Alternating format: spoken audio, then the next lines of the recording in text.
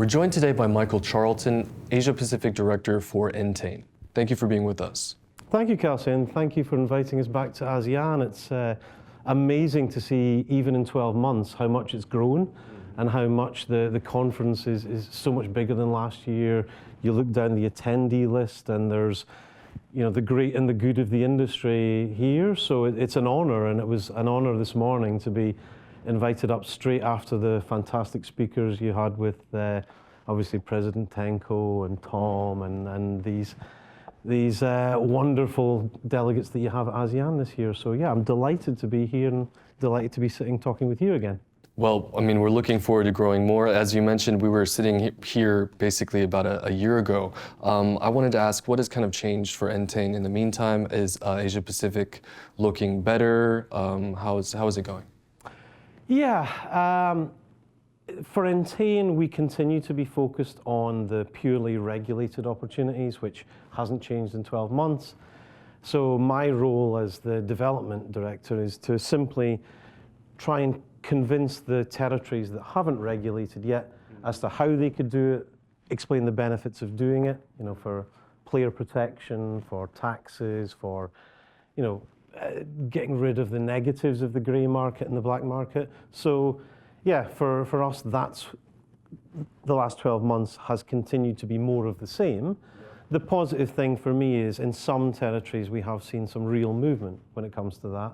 Other territories, maybe not so much, but places like the Philippines, when I stand on stage and wax lyrical about the great work done by PAGCOR, it's not just because PAGCOR are sitting in front of me, it's because they genuinely have done some really progressive work. I think Alex Lees from ProNet Gaming said on the stage as well that they work with the operators. And that has been, it's so obvious when you see what they're doing and the steps that they're making and how open they're being about it, that, you know, where has the biggest movement and the biggest progress been in the last year? I would say undoubtedly it's the Philippines for me. And I hope it continues that way, and I hope that they continue to cherry pick the best bits from the rest of the world and ultimately produce the sort of gaming regulations betting and gaming regulations that I'd like to see as a showcase for the rest of Asia and, you know, LATAM, Alex talked about this morning as well, so those kind of territories. So yeah, it has been progress, but possibly not as much in some areas as I'd like, but definitely a lot in other areas. Well, it is a bit of a shining light, and we've seen that by some major corporations deciding to move their operations to the Philippines, or at least set up new arms. Yeah, exactly. In regards to regulation itself, as the regulatory environment improves within countries throughout Asia, does that mean that Entain would then be interested in moving back into those markets which it had previously stepped away from? Oh, 100%. If you look at the position that the board took years ago, it was to say, look, we're taking a long-term view that the best way to secure the long-term strength and stability of the company is to focus purely on the regulated markets and only going in commercially where we can get a license and have the full support of the government and, you know, be completely open about it. Now, obviously that makes things a challenge, and that means, you know, turning away from some quite strong opportunities.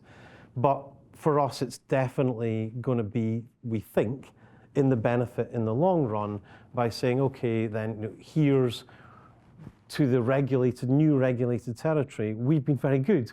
So if you are handing out licenses and if you are regulating, then perhaps one of our entities might be at the front of the queue to get one of those licenses. That's the long-term play. As I say, it's not guaranteed to be successful, but the noises I hear are very positive. And again, as we heard this morning, places can flip very quickly. So South America, Brazil, as soon as that first domino falls, then the rest of the territories in that region go, okay, that's interesting. And so if something similar happened in Asia, then I think it would definitely be for the long-term benefit of the company and would be a huge commercial opportunity. Definitely. But I mean, competition is heating up in the sphere, and by giving up some of those, gray market opportunities, it does make it more difficult. You're facing more challenges. How then do you try and stand out? Is it because of that long-term view? Yeah, I mean, you're right. It's when you look at how other companies compete with each other, and traditionally it would be on customer service, on product, on margin, and something like that. For us specifically in Asia, our point of differentiation is simply that we are not operating, which is counterintuitive, and I know, but it's sort of an ability to say, okay, look, here we are, we're taking a long-term view, and we're going to do this step by step. We're going to talk to regulators, we're going to try and push for the right licenses, the right legislation. And if that means that all our other competitors are commercially more successful in the short term, we hope that in the medium to long term, this point of differentiation between us now will be a huge point of differentiation in the future. That's the plan. Yeah. Anyway. I bet you can't answer this, but some of those talks that you're having with regulators, which countries are they? I mean, some of it is very public. So the Philippines, obviously, we're here. We have a local presence in the Philippines that services the rest of the globe, services customer services and marketing, employs over 1,000 people here in Manila, and is completely non-customer facing, which has allowed us to develop a fantastic relationship. So Ian Dunning and the team have built a great relationship with the regulators in the Philippines, and hopefully that means that they are comfortable in talking with us about ideas that they might have on what the future could be, and the potential for how you develop a state-of-the-art regulated environment in the Philippines. There are other areas that I could talk about. So Japan, obviously, it has the integrated resorts. So they are understandably interested in what they could do digitally as well. But again, that's significantly further away than other territories. Vietnam, I mentioned this morning, we know the decree is progressing through Parliament. So, that's an obvious area where we're willing to help if and when they have decided the time is right. And most of the other territories you could mention, we have looked at or at least had some kind of discussion with, but they're all at different stages of development. Yeah, very true. I have to ask it because I think we've heard it about 18 million times just within the morning session.